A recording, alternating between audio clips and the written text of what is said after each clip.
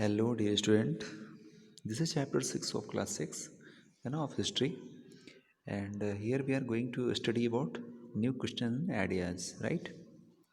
In last video, what we have discussed? We have discussed about महाजनपद, right? महाजनपदों में कुछ name आप लोगों को याद होंगे महाजनपदों में, जैसे मगध है, वज्जी है, राइट? ऐसे महाजनपदों के बारे में हमने समझा था, जिसमें आपका जो वज्जी था, वज्जी वज्जी जो महाजनपद था, ये वज्जी महाजनपद आपको हमने बताया था कि कई सारे इसमें क्या थे, कई सारे जो है आपके गण थे, ठीक है ना? कई सारे गण मिलकर कई सारे राजाओं, यानी हर गण का एक एक रूलर होता था, ठीक है? और वो एक पूरा कंबाइन जो स्ट्रक्चर होता था उस स्टेट का, ठीक है? छोटे छोटे स्टेट मिलकर, छोटे छोटे एरिया मिलकर एक बहुत बड़े एक राज्य का निर्माण किए थे वज्जी, जिसकी कैपिटल वैशाली थी, ठीक है? तो अभी उसी के बारे में थोड़ा हमें डिस्कस करना है। इससे पहले इसमें आप देख रहे होंगे एक गर्ल है, इसका नाम है अरंगा, स्कूल ट्रिप जाती है। इस स्कूल ट्रिप में होता क्या है कि this was the first time Aranga was going on school trip. Aranga अपने स्कूल जा रही होती है। They boarded the train from Pune, और पुणे से वो ट्रेन उनकी होती है, कहाँ जाती है? वाराणसी के लिए जाती है। तो उनकी मदर जो होती है ना, वो उनके टीचर से कहती है, अरंगा के टीचर से कहती है कि आप इनको, टीचर से कहते हैं कि प्लीज़ आप इनको कहाँ ले जाएं, आप इनको सारनाथ ले जाइए, ठीक है ना? सारनाथ ले जाइए, और सारनाथ में बुद्धा के बारे में नहीं ज़्यादा से ज़्यादा स्टोरी बताइए। अब देखिए सारनाथ है क्या? सारनाथ आपका वाराणसी में है, ठीक है? वाराणसी में सारनाथ आपका एक प्लेस है, ठीक है? और वाराणसी कहाँ है? वाराणसी आपका यूपी में है, ठीक है? उत्तर प्रदेश में है। तो उत्तर प्रदेश में वाराणसी में आपका सारनाथ एक प्लेस है, ठीक है? जहाँ पर महात्मा बुद्ध ने, ठीक है, जो बुद्ध की बात हम कर रहे हैं, ये एक महात्मा बुद्ध थे। इनकी स्टोरी के बारे में उसकी मदर कहती है कि जाइए आप और सारनाथ में ही महात्मा बुद्ध की जानकारी जो है इनको दीजिए, ठीक है? तो इस तरह से, तो इसमें अच्छा महात्मा बुद्ध कौन थे? तो महात्मा बुद्ध आपको आप थोड़ा सा समझ लें, है ना? महात्मा बुद्ध कौन थे? एक बौद्ध धर्म होता है, एक कौन सा धर्म होता है? बौद्ध धर्म, यानी कि हम बोले कि बौद्ध रिलीजन बोलें। जैसे आपका एक हिंदू रिलीजन होता है, ठीक है ना? एक मुस्लिम रिलीजन होता है, एक क्रिश्चियन होता है, ठीक है? इसी तरह से एक बौद्ध रिलीजन होता है, यानी हर, जैसे हिंदू रिलीजन में बहुत सारे पीपल्स हैं, है ना? मुस्लिम रिलीजन को पीपल्स बहुत सारे फॉलोअर हैं इनके। इस तरह से इस धर्म को मानने वाले बहुत सारे लोग हैं जो इनको, है ना? इसी तरह से बौद्ध धर्म को मानने वाले भी बहुत सारे लोग हैं। तो ये जो बौद्ध धर्म था ना, ठीक है, इस बौद्ध धर्म के जो संस्थापक थे, जो फाउंडर थे, ठीक है ना, जिनकी वजह से ये बौद्ध धर्म बना, वो कौन थे? महात्मा बुद्ध थे, राइट? तो महात्मा बुद्ध एक ऐसे पर्सन थे जिनकी वजह से बौद्ध धर्म का निर्माण होता है, ठीक है ना? बौद्ध धर्म बनता है, ठीक है? और उन्हीं बौद्ध धर्म को के आज फॉलोअर बहुत सारे हैं जो बौद्ध धर्म को फॉलो करते हैं। जैसे आप चले जाइए पंजाब में, चले जाइए, है ना? पंजाब, हरियाणा, ऐसे एरिया में चले जाइए, वहाँ पर बहुत सारे बुद्धिस्ट आपको मिल जाएंगे, राइट? हालांकि है पूरे भारत में, लेकिन इस एरिया पर सबसे ज़्यादा अधिक हैं। ओके, तो स्टार्ट करते हैं स्टोरी ऑफ बुद्धा, कि महात्मा बुद्ध जो थे उनकी स्टोरी क्या है, ठीक है? इनका जब नेपाल में हुआ था महात्मा बुद्ध का, ठीक है ना? नेपाल के तराइन में क्षेत्र में हुआ था, तलवंडी नामक प्लेस पे हुआ था इनका जन्म, ठीक है? तो इनके बारे में देखते हैं। The story of Buddha. Siddhartha also known as Gautam. अब देखिए इनका क्या नाम है, जो गौतम बुद्ध, जिनके बारे में हमने गौतम बोल रहे हैं और बुद्ध बोल रहे हैं, ठीक है ना? इनका जो पुराना नाम था, या कहें, या ये कहें कि इनका जो सबसे पहले नाम था वो नाम था सिद्धार्थ। क्या नाम था? सिद्धार्थ नाम था। बाद में गौतम बुद्ध पड़ता है, ठीक है? और क्यों इनको गौतम बुद्ध कहा गया, ये भी आगे भी इस स्टोरी में आप लोग पढ़ लेंगे।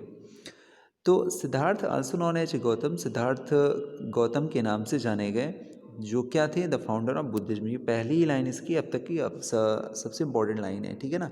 इसको आप दिमाग में रखेंगे। सिद्धार्थ किस नाम से जाने गए? गौतम के नाम से जाने गए, ठीक है ना? और ये क्या थे? फाउंडर ऑफ बुद्धिज्म, यानी बौद्ध धर्म के फाउंडर थे।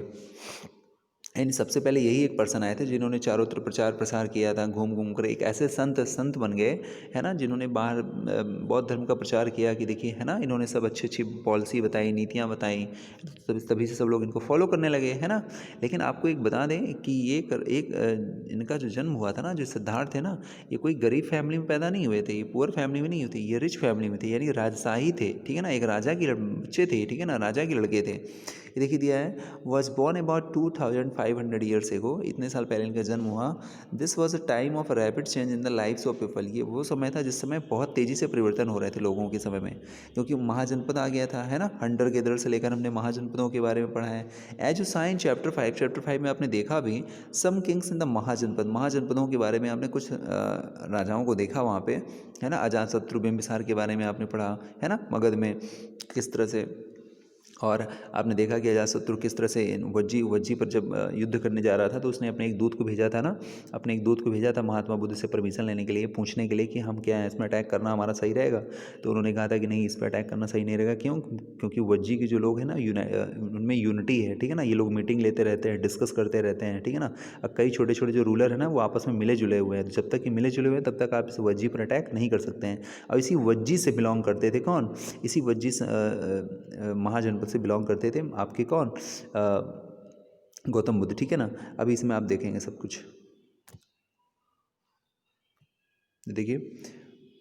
हाँ, तो some kings in the Mahajanapada were growing more powerful, new cities were developing and life were changing in the village as well, ठीक है ना। न्यू न्यू सिटीज़ डेवलप हो रही थी, है ना, नए नए चेंजेस देखने के लिए मिल रहे थे। Many thinkers were trying to understand the changes in the society. Many thinkers, अब देखिए ये जो गौतम बुद्ध की बात करें ना, महात्मा बुद्ध करें या गौतम करें, ये क्या थे? थिंकर्स थे। क्या थे? थिंकर्स कौन होते हैं? थिंकर्स वो होते हैं जो समाज के बारे में, सोसाइटी के बारे में, नए नए रूल्स के बारे में, कि हाँ कौन सी चीज़ें सही होनी चाहिए, कौन सी चीज़ें अप्लाई करना चाहिए सोसाइटी में, कौन सी नहीं करना चाहिए। तो इन सब चीज़ों को जो सोचने का काम होता है ना, जो डिस्कस करने का काम होता है, थिंकर्स का होता है, राइट। थिंकर्स होते हैं। जैसे आज के डेट में अगर हम बोलें कि थिंकर्स कौन है हमारे, तो हमारे थिंकर्स इसमें कौन से हैं? पार्लियामेंट है हमारा थिंकर्स, ठीक है ना।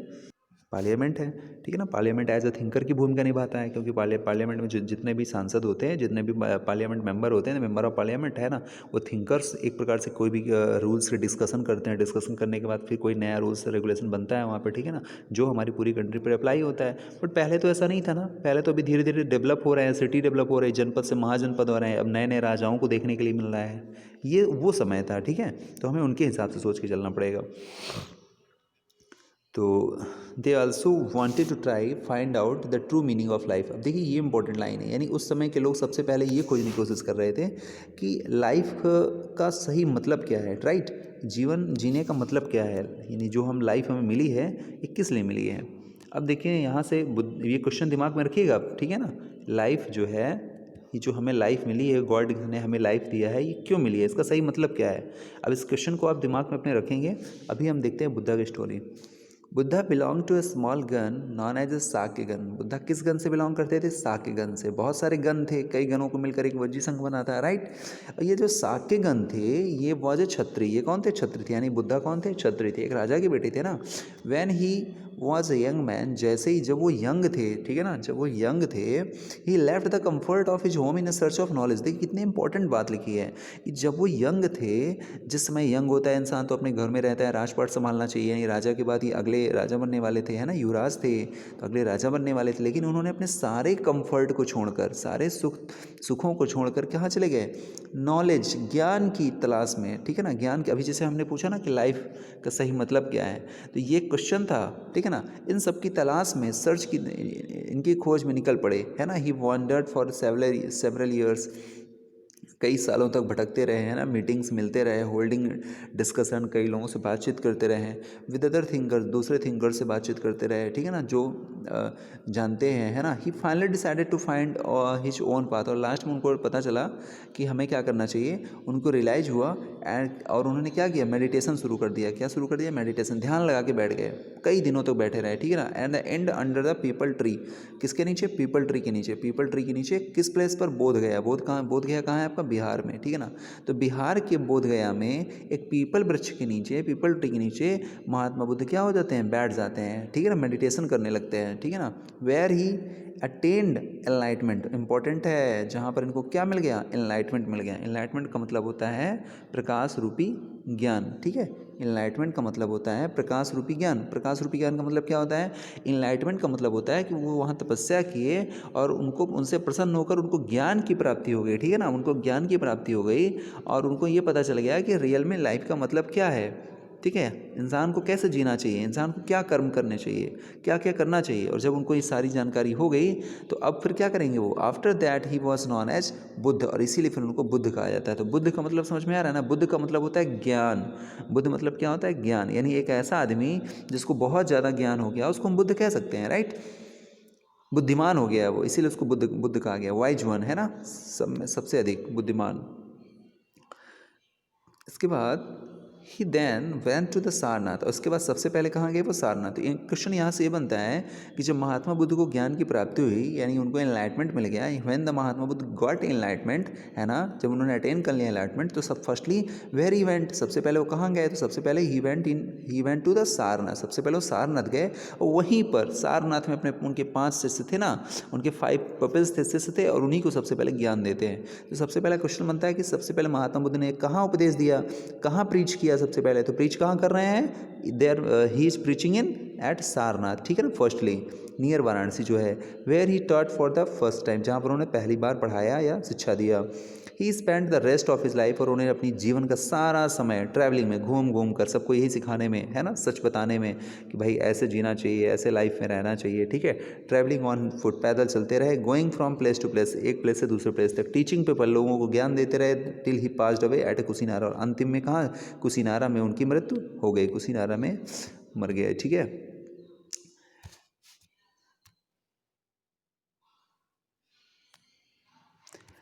तो Buddha taught that life is full of suffering, Buddha ने उस सिखाया था सब लोगों को कि जो लाइफ है ना, जो लाइफ है जो फुल ऑफ सफरिंग, यानी दुखों से भरी हुई है। बुद्धा ने कहा था, अभी सब लोग क्वेश्चन पूछा था ना आपने कि लाइफ क्या है, हमें हमारी लाइफ का मतलब क्या है, तो बुद्धा ने बताया कि life is a full of suffering and happiness, ठीक है।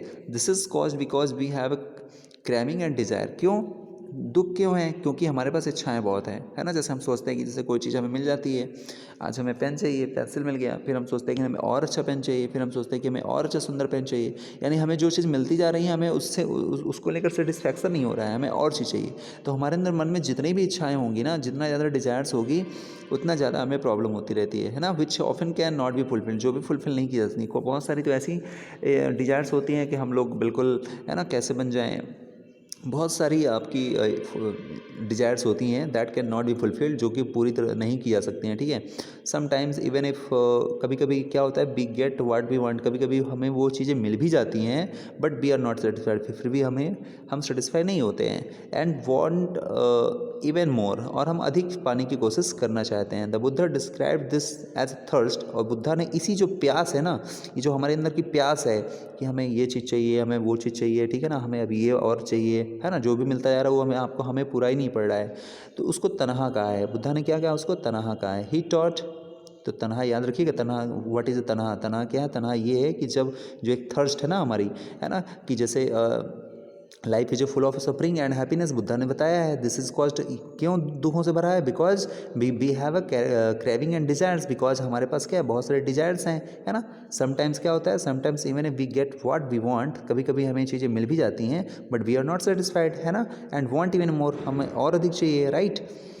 तो क्या हुआ, the Buddha describe this third tanha, he taught that this constant craving could be removed by a following moderation in the everything, और इसको हम कैसे हटा सकते हैं, बीच का रास्ता निकाल करके, यानी मॉडरेशन करके, यानी बीच का रास्ता निकालें, भाई हमें इतनी चीज़ नहीं लेकिन कुछ तो मिली हुई हैं हमें, ठीक है ना, उनसे हमें हैप्पी नहीं होना चाहिए। भाई आज हमारे पास इतनी चीज़ें हैं, कुछ लोग तो ऐसे हैं उनके पास ये भी चीज़ें नहीं हैं, ठीक है, इसलिए हमें इतने मात्र से खुश होना चाहिए। इमेजिन करेंगे तो आपको मेरी बात समझ में आएगी।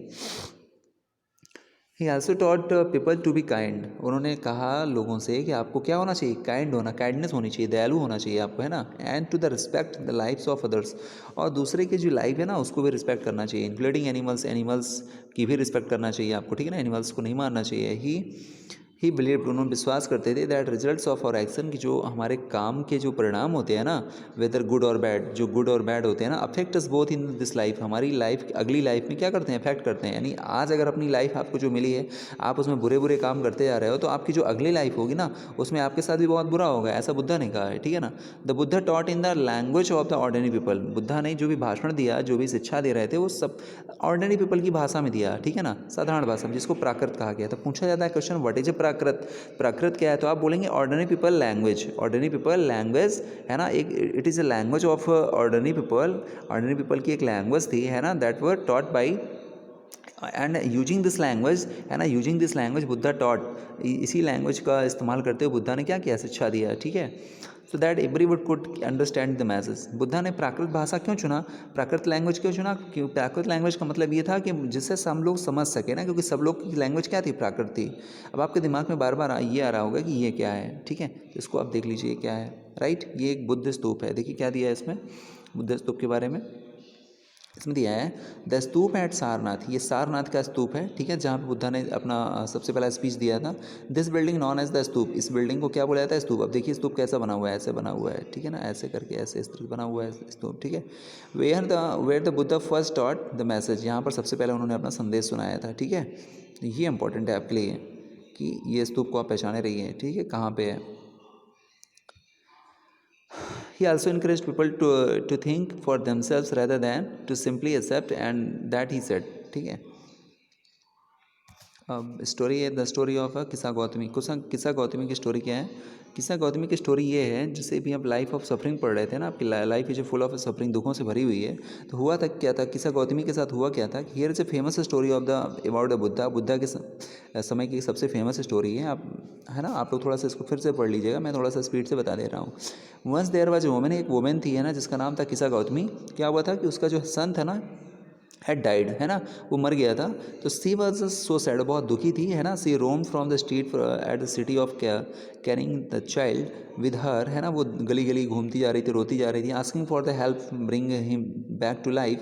वो सोच रही थी कि वो फिर से जिंदा हो जाए, है ना, उसकी लाइफ जो उसका बच्चा मर गया था ना, सोच रही थी कि फिर से जीवित हो जाए। अ काइंड मैन, एक दयालु आदमी ने क्या किया, टुक हर टू द बुद्धा, वो उसको बुद्धा के पास ले गया। उस महिला को बुद्धा के पास एक आदमी ले गया। बुद्धा ने कहा bring me A handful of mustard seed, Buddha ने कहा कि तुम मुझे एक मुट्ठी क्या ले आओ, मस्टर्ड सीड ले आओ, यानी सरसों का जो बीज होता है ना, सरसों वाला, तो सरसों का जो मस्टर्ड सीड आप एक मुट्ठी ले आओ। And I will bring your child back to life, मैं तुम्हारे बच्चे को क्या कर दूंगा, जीवित कर दूंगा, तुम्हें वापस दे दूंगा। अब इतनी बात सुनकर तो किस्सा गौतमी क्या हो गई, बहुत खुश हो गई कि ठीक है यार, एक मुट्ठी की बात है तो हम तो मस्टर्ड ले आएंगे, लेकिन इसमें कंडीशन लगाते हैं आगे। किस्सा गौतमी वॉज ओवरजॉयड, बहुत खुशी थी, and started off at once, और उसने जैसे ही एक बार इसको प्रयास करना शुरू किया, but Buddha gently stopped her and added, लेकिन बुद्धा ने बड़े आराम से कहा कि एक मिनट रुको थोड़ा सा, आपको मस्टर्ड लाना तो है एक मुट्ठी, ठीक है ना, एक मुट्ठी जो है आपको मस्टर्ड लाना तो है, बट कहाँ से लाना है, the seed must come from, seeds वहीं से आने चाहिए, फ्रॉम उस घर से आने चाहिए, of the family where nobody has died, यानी आपको एक ऐसी फैमिली के पास जाना है जिसके घर में आज तक कोई मरा ना हो, यानी आपको ऐसी फैमिली के यहाँ से एक मुट्ठी सरसों लेकर आना है, मस्टर्ड लेके आना है, उस फैमिली से जिस फैमिली के कोई भी मेंबर, कोई भी चाहे उनके दादा चाचा बाबा में से कोई भी, है ना, मरा ना हो। अब Kisa Gautami went from door to door, Kisa Gautami क्या जाती है, दरवाजे हर दरवाजे में जाती है, बट वेयर सी वेंट, जहाँ जहाँ हो गई, सी फाउंड आउट दैट समवन और अदर, या तो कुछ लोग या तो कुछ दूसरे लोग, फादर मदर सिस्टर ब्रदर, है ना, husband wife child uncle aunt grandmother है डाइड, यानी कोई ना कोई तो वहाँ मर ही गया था। तो इसका मतलब ये था कि बुद्धा उस महिला को क्या सिखाना चाह रहे थे। देखिए क्वेश्चन है कि what was the Buddha trying to teach the sorrowing mother, Buddha उस मदर को क्या सिखाना चाह रहे थे। तो आप ये समझ लीजिए कि बुद्धा उस मदर को ये सिखाना चाह रहे थे कि आपका बच्चा मर गया है तो आप उसके लिए परेशान मत होइए, उसकी लाइफ इतनी तक ही थी और वो मर गया है तो ठीक है, अब आप उसके लिए सोच रहे हैं कि वो दोबारा मिल जाए, इट इज़ नॉट पॉसिबल, ठीक है ना। वाई, क्योंकि ऐसा कोई घर ही नहीं है जहाँ पर किसी ना किसी की मृत्यु ना हुई हो। इसका मतलब ये कि जो मृत्यु है, जो डेथ है, वो फिक्स है, यानी सबकी एक ना एक दिन डेथ होनी ही होनी है, ठीक है ना, सबको एक दिन क्या होना है, मरना ही है। तो जब एक दिन सबको मरना ही है, तो कोई पहले मर रहा है कोई बाद में मर रहा है, तो आप उसके लिए इतना क्यों परेशान हो रही हैं, राइट। तो इस तरह से बुद्धा उनको शिक्षा देते हैं, ठीक है ना, कि डेथ हो गई है तो उसके लिए आप इतना परेशान मत होइए, परेशान होने वाली बात तो थी ही ये, लेकिन अब इतना नहीं कि अब उसे हमें वापस चाहिए, ठीक है ना। अब वो वापस कैसे मिल पाएगा, अगर वापस आना होता तो फिर सभी के, है ना, जो भी लोग मर रहे हैं वो भी सभी वापस आ जाते, राइट। तो इस तरह से उन्होंने इस बात को सिखाया।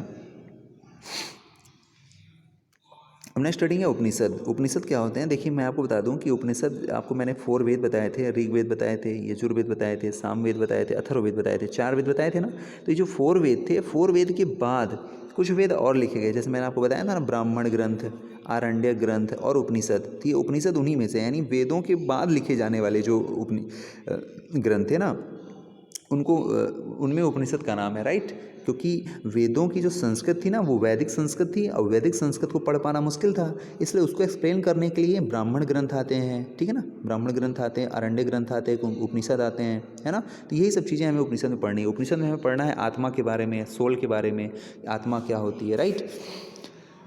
तो देखेंगे अराउंड द टाइम, ये उस समय का समय है, around the time the Buddha was preaching, जब जिस समय बुद्धा क्या कर रहे थे, प्रीच कर रहे थे, उपदेश दे रहे थे। And perhaps a little earlier other thinker, जो उस समय दूसरे थिंकर थे, also try to find the answer, उस समय वो भी एक क्वेश्चन की तलाश कर रहे थे। डिफिकल्ट क्वेश्चन था, क्या था, some of them wanted to know, उनमें से कुछ क्या जानना चाहते हैं, लाइफ आफ्टर डेथ। वो सोचते थे कि मरने के बाद की जो लाइफ होती है वो कैसे होती है। जैसे कोई इंसान मर गया है तो उसके बाद की जो लाइफ होगी वो कैसी होगी, सबके दिमाग में होता होगा, हमारे दिमाग में भी है, आइए देखते हैं। अदर्स वांटेड टू नो, और दूसरे जानना चाहते थे why sacrifice should be perform, और सेक्रीफाइस क्यों परफॉर्म किया जाना चाहिए। जैसे आपने पढ़ा था ना, राजा सेक्रीफाइस करते थे, तो सेक्रीफाइस करने का मतलब लोगों ने क्या समझ लिया था कि सेक्रीफाइस जो करेगा उसको आगे चल के गद्दी मिल जाएगी, ठीक है, या उससे भगवान खुश होते हैं, या एक इसको करने से हम लोग एक नया वंश का हमारा एक नया, है ना, हमारा पुनर्जन्म हो जाता है एक तरह से। तो सेक्रीफाइस क्यों करना चाहिए, राइट।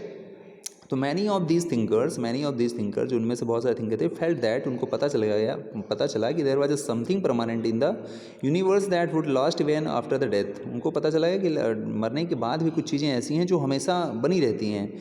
तो उन्होंने क्या किया, दी डिस्क्राइब दिस एज ए आत्मा, उन्होंने कहा कि ये आत्मा है। वो चीज़ कौन सी है, आत्मा। यानी आत्मा एक ऐसी चीज़ है जो मरने के बाद भी जीवित रहती है, और ये परमानेंट है, ये कभी नहीं मरती है। यानी बॉडी तो मरती है, लेकिन बॉडी में रहने वाली जो आत्मा है वो नहीं मरती है। और द इंडिविजुअल सोल, जो हमारा सोल है, ठीक है ना, एंड द ब्राह्मण और the universal soul, they believed, उन्होंने कहा that ultimately both the atma and Brahman मतलब ब्राह्मण नहीं है, ये ब्राह्मण एक ब्रह्म है, ठीक है ना। ब्राह्मण क्या है, एक ब्रह्म है। उन्होंने कहा कि आत्मा और इंडिविजुअल सोल के रूप में हम ब्रह्म, तो जो ब्रह्म है, ब्रह्म मतलब ईश्वर का स्थान, ठीक है ना। ब्रह्म और आत्मा, हमारी आत्मा, ये जीवित रहती है। तो उन्होंने कहा कि they believed that ultimately the both the atma and the Brahma were one. क्या होता है कि मरने के बाद ये ब्रह्म तो एक, ठीक है, एक ईश्वर है, ब्रह्म जो क्या है, ईश्वर है, ठीक है, और यानी परमात्मा की बात कर रहे हैं ब्रह्म में, ठीक है, और यहाँ पर आत्मा है। तो बॉडी में मरने के बाद ये आत्मा क्या होती है, इसी ब्रह्म से मिल जाती है, ठीक है ना, वो कहती है एक हो जाती है, ठीक है। Many of their ideas were recorded in the Upanishad, बहुत सारे ऐसे आइडियाज़, यानी यही आत्मा वाले, ब्रह्म वाले, ठीक है ना, ये सारे आइडियाज़ रिकॉर्डेड इन द उपनिषद, यही सब उपनिषद में है। तो आपसे कोई पूछे कि उपनिषद में क्या है, तो आप बता सकते हैं कि वहाँ पर ब्रह्म के बारे में, आत्मा के बारे में, ये सब चीज़ें की जानकारी कहाँ से मिलती है, उपनिषद से मिलती है, ठीक है ना। बताया जाता है कि मरने के बाद भी अगर कोई जीवित रहता है तो आत्मा है, और आत्मा जो है मरने के बाद कहाँ, ब्रह्म में विलीन हो जाती है। ब्रह्म क्या है, ब्रह्म मतलब ईश्वर, यानी परमात्मा, इनमें विलीन हो जाती है, ठीक है, मिल जाती है। These were part of later Vedic texts, और यही सब पार्ट कहाँ है, letter Vedic test. Letter Vedic test का मतलब यही है कि वैदिक टेस्ट हमारे कौन से थे, ऋग्वेद, यजुर्वेद, सामवेद, अथर्ववेद, और इसके लेटर बाद में कौन आए, ब्राह्मण ग्रंथ आए, आरण्यक ग्रंथ आए, और उपनिषद आए, ये सारी चीज़ें। इनके अलावा भी थे, इनके अलावा भी बहुत सारी चीज़ें थी, अभी हम बताते हैं आपको। उपनिषद लिटरली मीन्स अप्रोचिंग, उपनिषद का जो मतलब था, अगर आपसे कोई पूछे कि उपनिषद मीन्स लिटरली मीन्स क्या होता है, तो लिटरली मीन्स मतलब लिखित रूप में क्या कह सकते हैं, अप्रोचिंग मतलब पहुंचना, नज़दीक पहुंचना। किसके नज़दीक पहुंचना भाई, किसके नज़दीक पहुंचना, सिटिंग नियर, पास में बैठना, ठीक है, पास में बैठना। द टेक्स्ट कंटेन, इसमें होता क्या था, गुरु के समीप में बैठना, और टेक्स्ट कंटेन यानी जो इसमें क्या होते हैं, कन्वर्सेशन होते हैं। कन्वर्सेशन किसके बीच में होता है, टीचर एंड स्टूडेंट, टीचर और स्टूडेंट के बीच में कन्वर्सेशन भी इसमें उपनिषद में देखने के लिए मिलती है। Often ideas were presented through the simple dialogues, और सिंपल डायलॉग भी देखने के लिए मिलते हैं, राइट भाई। बातचीत जो होती है, मोस्ट उपनिषद थिंकर जो थे, जो उपनिषद के थिंकर्स रहे, जो उपनिषद के बारे में जिन्होंने बताया, आत्मा परमात्मा के बारे में, ब्रह्म के बारे में बताया, उन्होंने लाइफ आफ्टर डेथ के बारे में बताया, वो आर मेन स्पेशली ब्राह्मण, वो स्पेशली कौन थे भाई, ब्राह्मण ही थे, है ना, and raja. And occasionally there is mention women, बहुत सारी कुछ उनमें वुमेन का नाम भी मिलता है, सच एज गार्गी का नाम याद रखिएगा, गार्गी यानी आप बोला जाए कि लेटर वैदिक में गार्गी का नाम मिलता है। Who was famous for the his learning, वो अपने ज्ञान के लिए बहुत फेमस थी। यानी गार्गी उस समय की एक ऐसी महिला थी जिसको सबसे ज़्यादा ज्ञान था, है ना। वो क्या करती थी, पार्टिसिपेटेड इन डिबेट्स, वो बहस मुद्दे पर, है ना, रॉयल कोर्ट्स, राजशाही दरबार में गार्गी संवाद में भाग लेती थी, ठीक है ना। गार्गी संवाद, है ना, गार्गी संवाद हुआ है, याज्ञवल्क्य के एक ऋषि थे, और गार्गी के बीच में काफ़ी लंबा संवाद चला है, ठीक है ना। तो इन सब के बारे में डिस्कशन, यही लाइफ के बारे में कि कैसा क्या होता है, ठीक है ना। कोई कोई अपने तर्क अलग दे रहा है, कोई अपने तर्क अलग दे रहा है, तो इन सब बातों को भी उपनिषद में हमें देखने के लिए मिलता है। इसमें जो पुअर पीपल होते हैं ना, poor people rarely took part in the discussion. जो गरीब लोग होते हैं ना, वो अक्सर इन डिस्कशन में पार्टिसिपेट नहीं कर पाते हैं, लेकिन कुछ ने किया भी है। जैसे वन फेमस एक्सेप्शन, एक अपवाद क्या मिलता है हमें, सत्यकामा जवाला एक पर्सन थे, ठीक है ना, सत्यकामा जवाला, जिनका हमें मिलता है कि ये लोग भी डिस्कशन में भाग लिए थे। Who was named after his mother. Satyakama Jabala का नाम उनकी मदर के नाम पे पड़ता है। उनकी मदर एक दासी थी जिनका नाम था जवाली, ठीक है ना। तो he had a deep Dzire, उनके अंदर जो डीप डिजायर थी ना, टू लर्न अबाउट रियलिटी, वास्तविकता जानने के लिए, वो accepted as the student by a Brahmin teacher, एक ब्राह्मण टीचर द्वारा उनको एक्सेप्ट किया गया, नेम्ड गौतम। यानी यही गौतम बुद्ध हैं जिन्होंने इस गरीब, है ना, सत्यकामा जवाला को अपनी शरण दिया था, ठीक है ना। इन्होंने बताया था, इनको सिखाया था कि आप जो लाइफ होती है वो डेथ के बाद कैसी होती है, आत्मा क्या है, परमात्मा क्या है ना। लोगों को इतना परेशान नहीं रहना चाहिए कि हमें एक दिन मर जाना है। जब तक हम रहें तब तक हम लोग अच्छा काम करें, ठीक है। And became one of the best non thinkers of time, जो उस समय के सबसे अच्छे थिंकरों में से एक थे। Many of the ideas of the Upanishad, बहुत सारे उपनिषद के जो आइडियाज़ थे वो लेटर डेवलप्ड बाय, बाद में और डेवलप किए गए फेमस थिंकर शंकराचार्य। इन्हीं उपनिषदों के बारे में कि इनकी और क्या क्या उपनिषद में दिया गया है, इनको हमें पढ़ेंगे क्या, क्लास 7th में जब शंकराचार्य के बारे में पढ़ेंगे। यानी क्लास 7th में शंकराचार्य के बारे में हम पढ़ेंगे, और शंकराचार्य हमें बताएंगे कि उपनिषद जो है और किस तरह से उपनिषद में हमें जानकारी मिलती है। तो ये क्लास 7th में शंकराचार्य का नाम आप याद रखिएगा, ठीक है। तो इनमें हमें मिलता है। अब देखिए द वाइज बिगर, ये भी एक स्टोरी है। ये स्टोरी क्या है, ये स्टोरी आप ओवरली समझ लीजिए थोड़ा सा, एक बार मैं बता देता रहा हूँ कि एक देखिए है ना, सोनक्का एंड अभी, है ना, अभिप्रात्रिन, ये दो ऐसे ऋषि थे, ठीक है, बैठे थे। Who worship the universal soul, जो यूनिवर्स सोल की पूजा कर रहे थे। उसी समय एक भिखारी आता है और इनसे भिक्षा मांगता है, ठीक है ना, कुछ खाने के लिए मांगता है। तो पहली बात ये शुरुआत में मना कर देते हैं उससे, लेकिन बेगर कहता है कि आप जिसकी पूजा कर रहे हैं यूनिवर्सल सोल की, तो मेरे अंदर भी तो यूनिवर्सल सोल है ना, ठीक है। तो अगर आप मुझे खाना नहीं दोगे तो इसका मतलब आप यूनिवर्सल सोल की क्या कर रहे हो, आप उसकी अवहेलना कर रहे हो, इंसल्ट कर रहे हो। तो लास्ट में ये दोनों प्रभावित हो जाते हैं उस बेगर से, कहते हैं बात तो भाई आप सही कह रहे हो। फिर लास्ट में उसको क्या मिल जाता है, उसको भोजन कराते हैं, ठीक है। इसलिए ये चीज़ें हैं, इसमें आप देख लीजिएगा। अब देखिए 6 स्कूल ऑफ इंडियन फिलोसफी, ये थोड़ा आप देख लीजिए। 6 स्कूल ऑफ इंडियन फिलोसफी, यानी इंडियन फिलोसफी के, इंडियन फिलोसफी मतलब भारतीय दर्शन के 6 स्कूल क्या हैं। तो क्या है कि over centuries India's intellectual exploration of the truth has come to be represented by 6 system of philosophy. तो क्या हुआ कि 6 सिस्टम ऑफ फिलोसफी के 6 सिस्टम निकाले गए, 6 सिस्टम, उन्हीं को 6 स्कूल कह दिया गया। इसमें है क्या, these are known as a, क्या है, एक मिनट देखते हैं।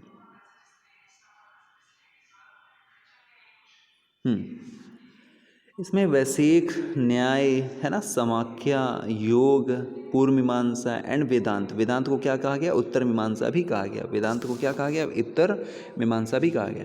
तो दीज 6 सिस्टम ऑफ फिलॉसफी, ये फिलॉसफी के 6 सिस्टम है, इनको आप याद कर लीजिएगा। 6 में तो इतना इंपॉर्टेंट नहीं है, लेकिन आगे चल के इंपॉर्टेंट होते हैं, ठीक है। आपसे कोई पूछे कि 6 स्कूल सिस्टम क्या है, 6 सिस्टम क्या है फिलॉसफी के, इंडियन फिलॉसफी के, तो आप यहाँ से बता सकते हैं ना। तो अच्छा, ये वेसेस को किसने लिखा है, वेसेस को लिखा है कन्नड़, है ना, कोंडा, है ना, हाँ, कोंडा ने लिखा है, ठीक है ना। और जो न्याय को किसने लिखा है, गौतम ने। न्याय को किसने लिखा है, गौतम ऋषि ने, ठीक है। समाख्या को किसने लिखा है, समाख्या को कपिल ने लिखा है। समाख्या को किसने लिखा है, कपिल ने। योग को किसने लिखा है, पतंजलि का नाम सभी जानते होंगे, है ना, पतंजलि आप जानते हैं ना। तो पतंजलि ने क्या लिखा है, योग। पतंजलि जो है एक ऋषि थे, ठीक है ना। पतंजलि एक ऋषि थे जिन्होंने योग नाम से, ठीक है ना, योग नाम से एक स्कूल सिस्टम दिया है कि योग करना चाहिए, योग से ये फायदे होते हैं। तो ये सारी चीज़ें अब समझ में आया आपको, ठीक है। जैमिनी ने क्या किया है, जैमिनी ने बताया है क्या, पूर्व मीमांसा। जैमिनी ने क्या बताया, पूर्व मीमांसा बताया है, ठीक है। और व्यास ने क्या बताया, वेदांत बताया है। तो ये जो चीज़ें हैं ना, ये ऊपर जो रचनाएं हैं वो दी गई हैं, स्कूल सिस्टम दिए गए हैं, ठीक है। ये स्कूल सिस्टम है और इनको किसने लिखा है, एक एक सीक्वेंस से दिया हुआ है, ठीक है ना, रिस्पेक्टिवली। तो these philosophies still guide scholarly discourse in the country.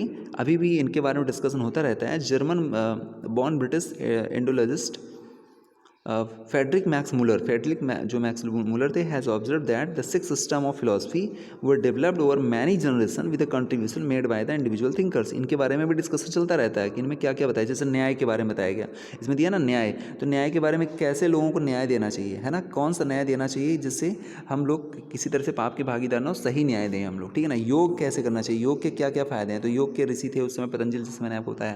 तो ये सारी बातें हैं इसमें, ठीक है, इनको आपको लर्न कर लेना। एक कॉपी में ऐसे इनके सामने नाम लिख लीजिएगा, ठीक है ना। जैसे योग हैं तो उनके पतंजलि ऋषि हैं, है ना, इस तरह से आप लिख लीजिएगा। वेदांत हैं तो उनके आप व्यास लिख लीजिएगा, इस तरह से। तो इसमें बताया गया कि how today we are find underlying the harmony in the understanding of the truth को समझने के लिए, although they seem distinct from each other. Next है एक देख लीजिए, ये पाणिनि भी हैं। पाणिनि का मतलब हिंदी में इनको पाणिनि कहते हैं, महर्षि पाणिनि, ठीक है। महर्षि पाणिनि ने ये व्याकरणकर्ता माने जाते हैं। इन्होंने 14 माहेश्वर फॉर्मूले भी दिए हैं, माहेश्वर सूत्र दिए हैं। इन्होंने कहा कि भगवान शंकर के, है ना, डमरू से, है ना, ये 14 जो है आवाज़, डमरू जब होता है तो उसमें से 14 क्या निकलते हैं, फॉर्मूले निकलते हैं, सूत्र निकलते हैं, और इन्हीं से उन्होंने व्याकरण की रचना कर दी है महर्षि पाणिनि ने। तो वही दिया है पाणिनि इन द ग्रामीण, है ना। This was also the time when the other scholars were at work. उस समय उन्होंने काम किया। One of the most famous, उनमें सबसे फेमस जो रहे वो पाणिनि रहे। ये जो आप हिंदी में व्याकरण पढ़ते हैं ना, वो व्याकरण इन्हीं की वजह से पढ़ते हैं आप, ठीक है। संस्कृत में जो व्याकरण पढ़ते हैं वो इन्हीं की वजह से पढ़ते हैं। हु प्रिपेयर्ड ग्रामर, उन्होंने ग्रामर प्रिपेयर किया फॉर संस्कृत के लिए। He arrange the vowels and consonant, vowel consonant पढ़ते हैं ना संस्कृत में आप, तो जो वोवेल है कॉन्सोनेंट है ना स्पेशल ऑर्डर, उन्होंने स्पेशल ऑर्डर में रखा था। जैसे स्पेशल ऑर्डर में पता है ना, आई उड़ रिलक एओंग एओच है, ऐसे पढ़ते होंगे आप लोग। And these then use these to create a formula like those found the algebra। इन्होंने algebra भी इन्होंने फाउंड किया हुआ था, राइट, ठीक है ना। उनमें भी he used the these write down and the rules of the language and short formula around 3000 of them, ठीक है। इतना उन्होंने प्रिपेयर किया हुआ था पाणिनि ने। नेक्स्ट स्टडी है हमारी जैनिज्म, और इसको हम लोग देखते हैं नेक्स्ट वीडियो में। Okay, thank you.